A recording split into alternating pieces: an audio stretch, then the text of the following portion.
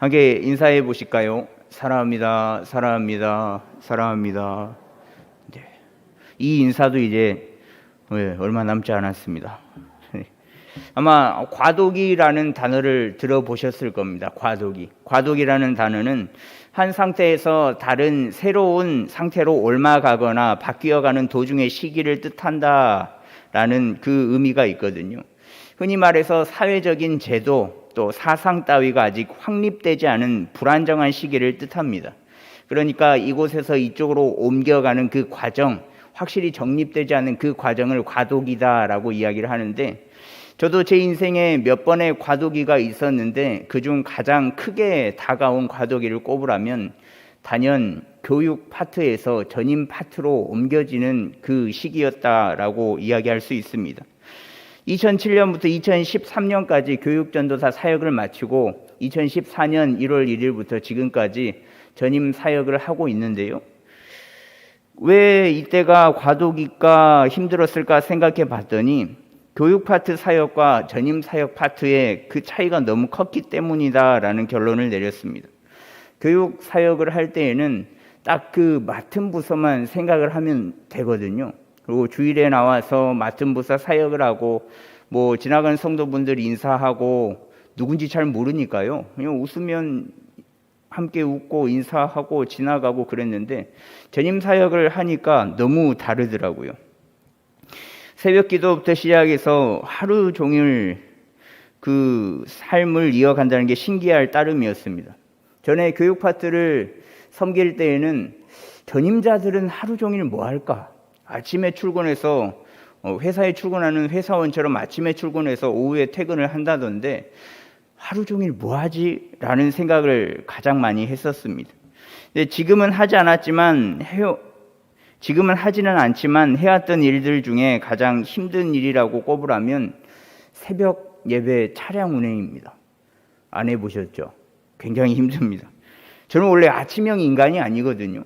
아침형 인간이 아니라 밤형입니다. 밤형, 올빼미형인데, 그래서 밤에 뭔가를 해야 집중이 잘 되고 밤에 뭔가를 해야 뭐 열매도 많이 맺고 그런 타입인데, 전임을 시작하게 되면서 아침형 인간으로 어쩔 수 없이 바꾸게 되었습니다. 왜냐하면 늦게 자면 새벽에 못 일어나더라고요. 그래서 9시면 자리에 눕고요. 누우면 바로 잠들려고 노력하고, 그래서 새벽에 일어나고 생활을 하는데 눈을 뜨기가 너무나도 힘들었습니다. 신학교 시절에 물론 기숙사생들은 매일같이 새벽 예배를 드려야 되거든요. 그래서 기숙사에서 살아갈 수 있는데 그때는 새벽 예배가 6시예요. 6시는 껌이죠. 일어나기 굉장히 쉽잖아요. 전임 전도사 1년차 때는 새벽 3시 반에 일어났는데 너무 힘들더라고요. 눈이 안 떠지면 그 안 떠진 눈을 얼굴을 가지고 화장실에 가서 찬물로 이렇게 세수를 하고 그렇게 하루가 시작됐었는데, 그러면서 한 달이 지나고 2달이 지나고 지금까지 왔는데 여전히 새벽에 일어나는 것은 힘이 듭니다. 아직 젊다는 거죠. 잠이 더 좋더라고요. 그래서 그래도 지금 돌아보면 과도기를 잘 지난 것 같습니다. 지금 이 자리에 서 있는 것을 보면 말이죠. 근데 오늘 본문에서도 이런 과도기를 보내고 있는 한 사람이 있거든요. 그는 바로 세례 요한인데, 함께 보시는 이 본문에서는 예수님에 대한 세례 요한의 마지막 증언을 나타내고 있는 내용입니다. 지난주에 말씀이 기억나십니까? 그렇죠. 기억이 안 나요. 지난주가 아니고 지난번에 제가 한 달 이후에 설교하니까 지난번에 마지막으로 말씀드렸던 게 요한복음 3장 16절 말씀을 예수님께서 말씀하시면서 이 땅에 오신 이유에 대해서 이야기를 했었습니다. 그래서 예수님께서 그 말씀하신 이후에 유대 땅으로 가시는데요. 오늘 말씀 22절에 보시면 그 후에 예수께서 제자들과 유대 땅으로 가서 거기 함께 유하시며 세례를 베푸시더라 라고 나오는데, 이제 유대 땅으로 가서 제자들과 함께 세례를 베풀기 시작합니다. 당연한 일이죠. 예수님께서 세례를 베풀 수 있죠. 근데 왠지 낯설어 보이지 않습니까? 당연한 일이겠지만 세례하면 세례 요한을 먼저 떠올리게 되잖아요. 세례를 주는 것만큼은 세례 요한의 주 사역이었기 때문에 세례를 주는 사람, 세례 하면 요한이 떠오르고 예수님이 잘 떠오르지 않잖아요. 근데 이 모습을 본 세례 요한이 무슨 생각을 했겠습니까? 어라? 내가 세례를 주는 사람이라 세례 요한이라고 불리는 사람인데 다른 사람이 세례를 베풀고 있다? 그럼 어떤 마음이 들겠습니까? 별로 좋은 마음은 안 들겠죠. 그래도 세례 요한은 그러한 마음이 들지라도 본인이 맡은 사명을 다하기 위해서 세례를 동일하게 베풀거든요. 그래서 23절 말씀에 보면 요한도 살렘 가까운 에논에서 세례를 베푸니 거기 물이 많음이라 그러므로 사람들이 와서 세례를 받더라라고 나타나고 있는데, 세례 요한이 세례를 베풀던 곳은 에논이라는 곳이고 예수님께서 세례를 베푸시는 곳은 유대였잖아요. 근데 가까운 곳입니다. 굉장히 가까운 곳인데 세례 요한은 이리 보고 저리 봐도 정말 대단한 사람이잖아요. 예수님께서 공생의 사역을 본격적으로 시작하심에도 불구하고 또 왠지 자신의 밥줄을 뺏겨버린 것 같은 세례를 베푸는 그 모습을 봤을 때에도 꿋꿋하게 나는 예수님의 오실 길을 예비하는 사람이니까 세례를 동일하게 베풀겠다라는 모습을 보여주고 있는 겁니다. 이제 예수님께서 직접 오셔서 다른 이들에게 세례를 베풀고 또 당신의 사역을 진행하시니까 세례 요한은 그 모습을 보고 이제 나는 세례를 베풀지 않아도 되겠다라고 생각을 하고 내려놓아도 괜찮지 않겠습니까? 이미 자신의 할 도리를 다 했잖아요. 자신이 주님의 오실 길을 예비를 해야 하는 사람이다라고 말하면서 회개하라고 천국이 가까웠다고 세례를 다 베풀었잖아요. 예수님께서 이제 직접 세례를 베푸시잖아요. 그러나 세례 요한의 제자들은 세례 요한과는 다른 제스처를 취하는데 오늘 말씀 25절에 보시면 이에 요한의 제자 중에서 한 유대인과 더불어 정결 예식에 대하여 변론이 되었더니 라고 나오거든요. 세례 요한의 제자 중에서 한 유대인과 결례에 대해서 이야기를 하는 모습이 나타납니다. 여기서 나오는 결례는 일반적으로 유대인이 일상생활 가운데서 행하는 몸과 기구들을 씻는 정결 예식을 가리키지만 여기서는 문맥적으로 봤을 때 죄를 씻어 정결케 하는 의식, 즉 세례를 가리킵니다. 그렇다면 세례 요한의 제자와 유대인이 이야기하는 것은 뭔가? 그 내용을 이거다라고 정확하게 알 수는 없지만 26절 말씀의 정황으로는 이런 내용이겠죠. 26절에 보시면 그들이 요한에게 가서 이르되 랍비여 선생님과 함께 요단강 저편에 있던 이 곧 선생님이 증언하시던 이가 세례를 베풀매 사람이 다 그에게로 가더이다 라고 말합니다. 그러니까 예수라고 불리는 사람, 곧 세례 요한, 우리의 스승, 당신이 오실 길을 예비했던 그 사람이 세례를 베푸는데 어느 쪽에서 베푸는 세례가 더 나은 세례인가? 분명 예수라고 불리는 사람이 세례를 주는 쪽이 사람이 더 많이 모이니까 그가 주는 세례가 훨씬 더 좋은 세례가 아닌가라는 겁니다. 그러니 세례 요한의 제자 중 한 사람이 세례 요한에게 당신이 증언하시던 예수라는 사람에게 많은 사람들이 이제는 당신에게 오는 게 아니고 그에게로 가서 세례를 받고 있습니다 라고 이야기를 한 겁니다. 분명 세례 요한의 그 제자는 당황스럽고 어이가 없었을 겁니다. 지금까지 세례를 이 요한이라는 선생님이 나의 스승이 베풀었는데 구름대처럼 사람이 모이고 세례를 받았는데 근데 예수라는 사람이 와서 이제는 우리의 밥줄을 뺏어간다고? 이런 세례 요한의 제자의 모습은 당연한 모습이죠. 자신이 따르는 세례 요한은 당시에는 당대의 최고의 지도자 혹은 선지자인 줄 알고 따랐는데 예수라고 불리는 사람이 갑자기 등장해서 세례를 주니까 많은 사람들이 이제는 세례 요한을 찾지 않고 그 예수라는 사람에게로 가버리는 모습. 이 모습에 지금까지 세례 요한과 함께 다니면서 세례를 베풀고 또 오실 길을 예비하면서 주님의 복음을 전파한 모든 사역들이 다 무너져 버리는 마음을 가졌을 겁니다. 지금까지 내가 뭘 한 거지? 내 스승은 참 스승이 아닌가? 이제는 나는 어떻게 해야 하지? 그러나 세례 요한은 그의 마음을 알았는지 이런 대답을 하거든요. 27절 말씀인데요. 27절 말씀을 같이 읽겠습니다. 요한이 대답하여 이르되 만일 하늘에서 주신 바 아니면 사람이 아무것도 받을 수 없느니라. 아멘. 이래서 세례 요한이 대단한 사람이다라고 말을 할 수 있는 거거든요. 세례 요한은 자신이 능력이 있어 세례를 베풀고 또 그 모습을 보고 따르는 제자들도 많으면서 사람들이 선지자 혹은 그리스도가 아니냐라고 우러러보는 것을 알고 있었습니다. 당장이라도 세례 요한교를 만들면은 전국 방방 곳곳에서 사람들이 많이 모일 것이고 그만큼 인기가 많을 것이며 훗날 왕의 자리까지도 넘볼 수 있는 그러한 사람이었거든요. 그러나 예수라는 자가 나타난 이후에 과도기를 맞이한 겁니다. 세례 요한은 과도기를 그렇지만 잘 극복하고 예수님의 모든 것을 인정하는 모습을 보여주거든요. 나는 예수가 아니다. 그리스도가 아니다. 그러면서 하늘이 주시지 않으면 사람은 아무것도 받을 수 없다라고 말할 수 있었습니다.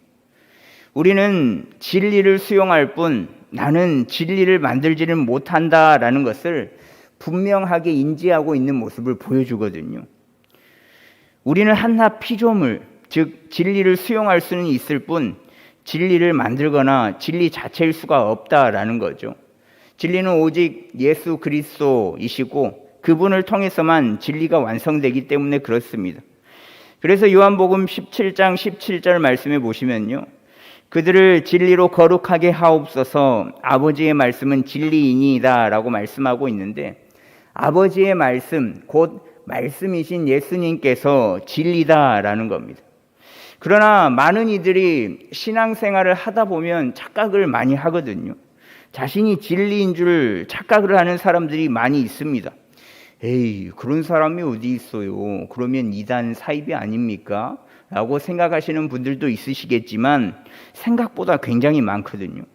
성경을 진리의 말씀으로 그대로 받아들이면서 자신에게 적용해야 함에도 불구하고 귀에 걸면 귀걸이로 때로는 코에 걸어서 코걸이로 자기가 사용하고 싶은 대로 걸고 싶은 대로 생각하고 그것을 접목하는 분들이 많다라는 겁니다. 자신의 취향에 맞게 자신의 상황에 맞게 자신만의 색안경을 쓰고 뜻을 해석하고 야 이게 하나님의 뜻이다 라고 이야기하는 사람들이 많이 있다라는 겁니다. 근데 그것은 옳지 않은 모습이거든요. 말씀은 말씀 그대로를 우리에게 접목을 시키는 겁니다. 진리로 오신 예수님을 그대로 받아들여야만 하는 겁니다. 어떤 때에는 이 말씀을 내게 받아들일 때가 있고 똑같은 말씀을 어떨 때에는 받아들이지를 않고 어떨 때에는 다른 모습으로 받아들이고 그렇게 말씀을 접목시키는 게 아니라 동일하게 늘 언제나 변함없이 접목시켜야 한다라는 겁니다. 근데 세례 요한도 선지자이기 전에 사람인지라 자신의 마음이 더 컸을 수 있습니다. 그러나 세례 요한은 이것을 정확하게 알고 있었거든요. 나는 진리가 아니고 예수님께서 진리다라는 것을 정확하게 인지하고 늘 알고 있었던 사람이라는 것을 오늘 말씀을 통해서 알 수 있는 겁니다. 그렇기 때문에 자신에게 과도기가 찾아왔어도 나의 시대에서 예수님의 시대가 찾아왔어도 그것을 잘 이겨낼 수 있었다라는 겁니다. 아니 어쩌면 조금 더 과장되게 생각을 해보자면 세례 요한에게는 과도기가 없었을지도 모르겠습니다. 너무나도 당연하다는 듯이 예수님 오셨어요? 그러면 제가 예수님을 받아들이고 예수님의 시대가 펼쳐지는 겁니다 라고 받아들이는 그 모습을 통해서 너무 당연하다라는 듯이 대처를 한 것 같거든요. 이런 세례 요한의 모습을 우리도 닮았으면 좋겠습니다. 언제나 어디서나 말씀으로 오신 그 예수님을 동일하게 인정하는 걸요. 분명 우리에게도 과도기는 찾아옵니다. 많습니다. 생활 속에서 또 직장 속에서 학교 속에서 사람과의 관계에서도 말입니다. 그리고 제일 중요한 것은 신앙의 과도기입니다. 신앙의 과도기가 한 번만 왔으면 좋을 텐데 신앙의 과도기는 불청객처럼 늘 자주 불쑥불쑥 찾아오거든요. 자기 자신의 삶의 주인이었다가 주님을 삶의 주인으로 인정하려니까 굉장히 힘이 듭니다. 삶이 평안할 때는 온전한 그리스도인 같지만 무슨 일이 닥칠 때면 과도기는 반드시 찾아오는 법이거든요. 내 삶의 주인은 내가 주인인가? 아니면 진리이신 예수님이 주인인가? 자신의 신앙이 정확하게 확립되지 않을 수가 있다라는 겁니다. 또 정확하게 확립되었어도 힘들고 어려운 일이 찾아올 때면 찾아오는 것이 이 과도기입니다. 그렇다면 이런 과도기를 우리는 어떻게 이겨내야 하는가? 과도기가 불쑥불쑥 찾아올 때마다 동일하게 예수님이 나의 삶의 주인이다라고 고백할 수 있는 방법이 뭔가? 첫 번째로는 나는 그리스도가 아니다라는 고백이 있어야 합니다. 28절 말씀을 같이 읽도록 하겠습니다. 짠. 네.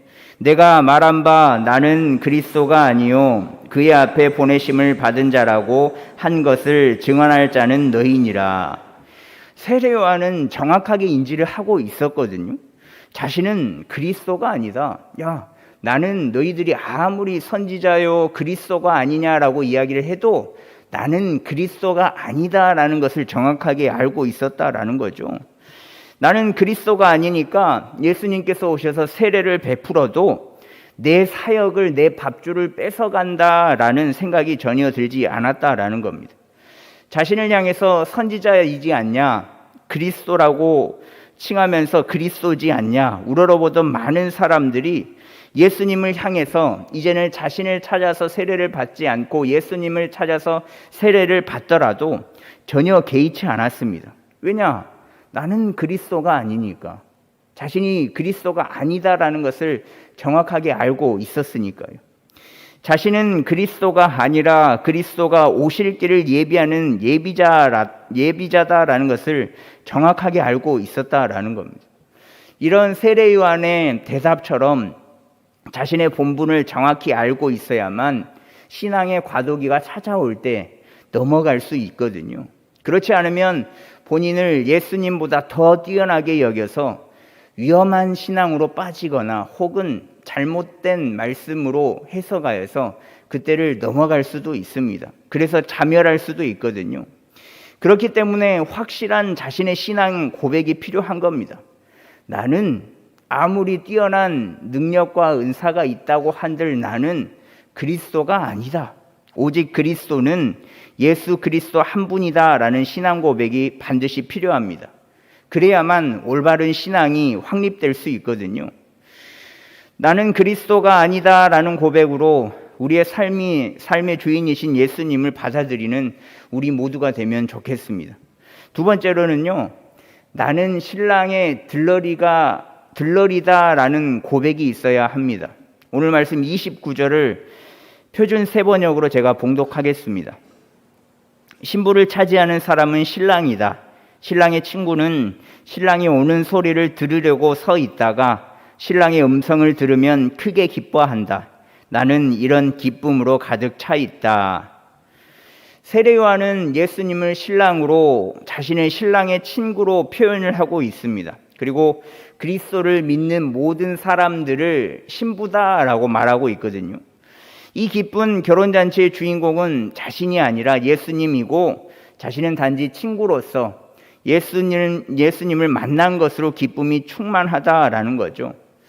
신부를 취하는 것은 신랑이지 신랑의 친구는 아니다라는 확실한 개념이 세례 요한에게는 자리 잡고 있었다라는 것을 알 수 있습니다. 신랑의 친구는 들러리를 의미하거든요. 세례 요한은 자신이 신랑이 아니라 그 신랑을 돋보이게 해주고 신랑의 모든 것을 맡아서 해결해주는 들러리임을 알고 자신의 맡은 바를 정확히 알고 있었습니다. 유대의 혼인 예식에서는 들러리가 혼례의 세부 사항을 관리했거든요. 이런 들러리의 모습처럼 세례 요한은 신랑 대신 예수님과 또 예수님을 구주로 믿고 시인하는 그 신부들의 만남을 하나부터 열까지 관여하여서 그들의 만남을 잘 되기를 바랬던 사람이었다라는 거죠. 우리도 이와 같은 고백이 있어야만 합니다. 우리도 세례 요한처럼 결혼식의 그 신랑이 아닌 신랑 친구, 즉 들러리와 같은 존재다라는 것을 인식하고 있어야만 합니다. 왜냐하면 가끔 자신의 그 신분을 망각하여서 신랑이 되려고 하지만 분명한 것은 우리는 들러리이거든요. 신랑을 돋보이게 해주는 들러리거든요. 먼저 예수님을 믿은 자로서 신부될 사람들에게 영원한 신랑이신 예수님을 먼저 소개해주고, 또 그 신랑과 신부가 결혼식을 잘 마치게끔 신랑의 친구임을, 들러리임을 알아야 한다라는 거죠. 우리의 소개로 영원한 신랑이신 예수님과 동고동락하게 될 신부들이 기다리고 있으니, 신랑이신 예수님과 또 신부될 사람들의 그 관계를 잘 이어주는 들러리의 역할을 잘 감당하는 우리가 되었으면 좋겠습니다. 역시 이 들러리라는 이 신분을 세례 요한은 정확하게 인지하고 있었습니다. 그렇기에 자신에게 찾아온 이 과도기도 신랑이신 예수님을 신부에게 알려주는 들러리 역할을 잘 감당한 모습을 보여주었습니다. 그리고 셋째로는요, 그는 흥하여야 하겠고 나는 쇠하여야 하리라 라는 고백이 있어야 됩니다. 오늘 말씀 30절에 보면요, 그는 흥하여야 하겠고 나는 쇠하여야 하리라 라고 세례 요한이 이야기를 하고 있거든요. 여기서 그는 예수님을 의미하고 나는 세례 요한을 말하는데, 예수님은 흥해야 하고 나는 쇠하여야 한다. 즉 예수님은 점점 발전되고 나타나야 하고 나는 점점 사라져야 하는 존재다라는 말이거든요. 이것은 저분은 강하게 되어야 하고 나는 감소해야 한다라고 직역을 할 수 있습니다. 그런데 세례 요한은 자신이 흥할 수 있는 조건을 다 갖고 있는, 또 그 상황이 펼쳐져 있는 그 삶을 살아가고 있거든요.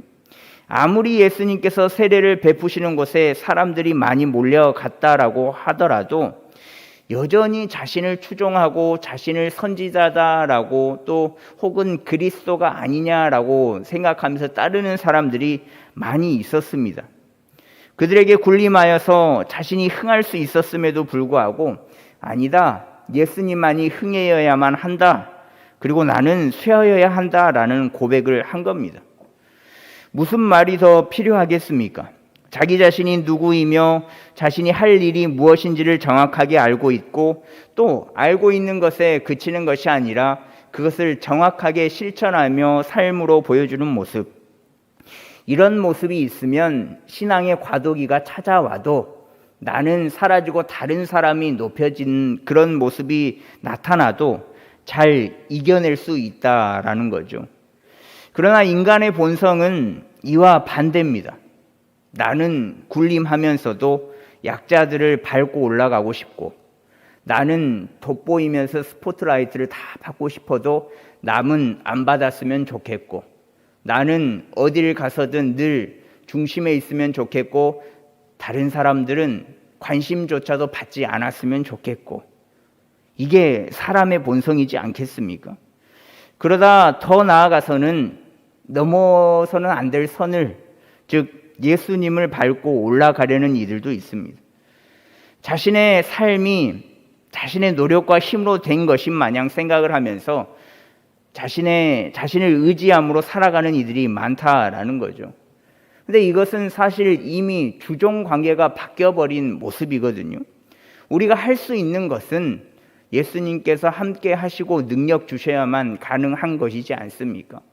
그런데 그런 일들을 많이 성공하고 열매를 맺어가는 모습 속에서 예수님은 사라지고 어느새 그 자리에 내가 앉아있는 모습이 많다라는 거죠.